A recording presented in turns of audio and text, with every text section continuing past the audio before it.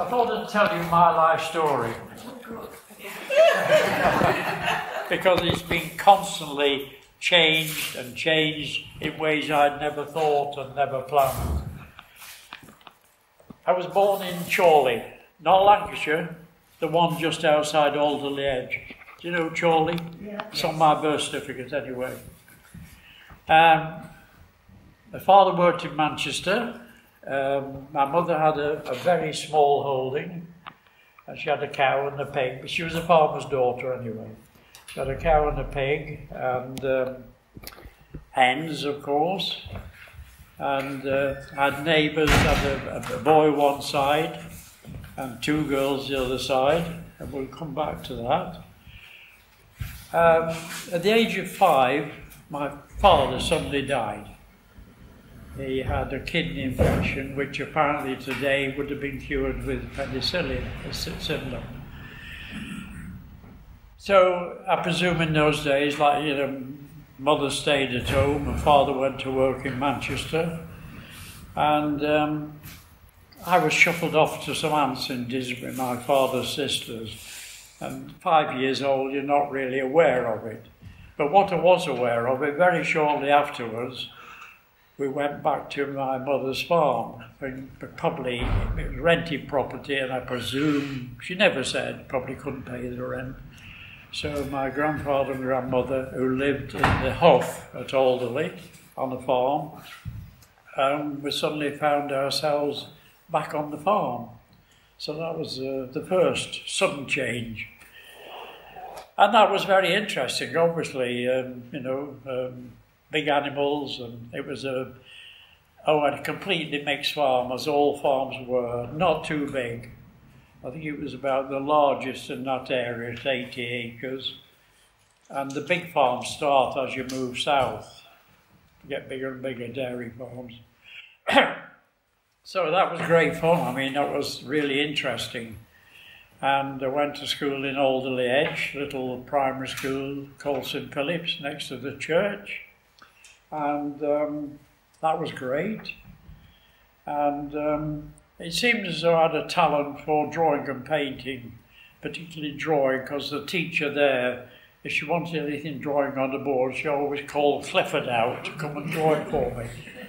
So it was there. And yes, we carried on. I learned to drive a tractor, as all farm boys did at about 11, so it was all exciting. We had 2 medium-sized horses, and learned to use those, which would never have happened if we stayed where we were, so this was a lot.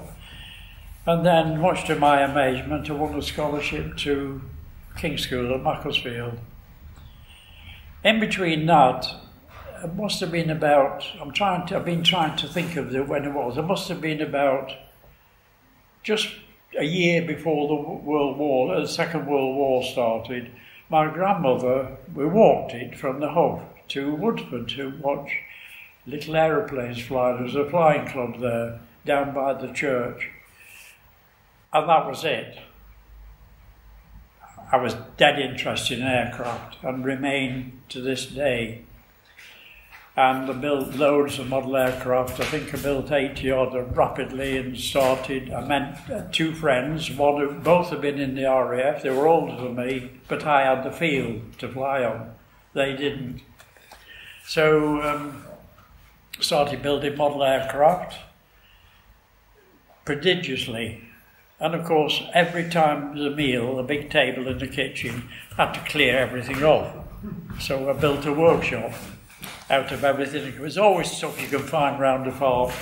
So I built this shed, and it was on the stackyard, and I built a fire in it. Always stuff I could find, about 20 feet away from a hay shed. Who would have thought, sparks coming out of it. Anyway, there were no accidents. So I carried on doing that and went to school here. And we had no gas, no electricity, neither did anybody else on that stretch as well. There were 5 farms and 2 cottages and a very small holding. My grandmother's sister lived at the small holding just down the road. and there were 3 boys, and we used to play quite a bit, and then it kind of fizzled out when I was, every minute was building model aircraft. Eventually designed my own along with my friends, and I learned how to draw plans, and we'll come back to how that became useful years later. And yes, when I left school, I was absolutely determined to go to Woodford for a model aircraft designer. So I left school in the late autumn, summer, when school's finished, and I dug my heels in. I said, "You're not going there." And the reason was that when the war started and they opened up Woodford in a very big way, all the farm labourers went, because much better pay, and I can't blame them. So there's a great deal of bitterness, I now know, amongst the farmers. So it meant every farm member, old or whatever, had to be on a mixed farm. It's 24 hours a day, 7 days a week. Didn't understand what holidays were. A very different world than now. And that was what I wanted to do. So I dug my heels in till November.